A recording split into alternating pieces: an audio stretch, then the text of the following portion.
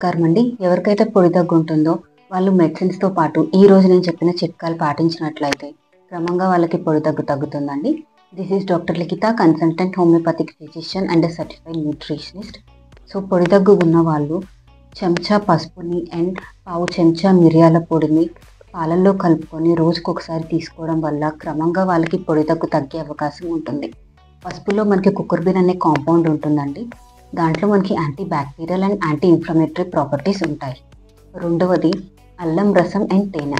అల్లం రసం తేనె 2 ఈక్వల్ ప్రపోర్షన్స్లో తీసుకొని దాంట్లో తులసి ఆకుని కలుపుకొని పొద్దున సాయంత్రం తీసుకోవడం వల్ల కూడా క్రమంగా పొడి దగ్గు తగ్గే అవకాశం ఉంటుంది. మూడవది 1 చెంచా తేనెని హాట్ వాటర్లో కలుపుకొని పొద్దున్నే తీసుకోవడం వల్ల కూడా క్రమంగా పొడి దగ్గు తగ్గుతుంది.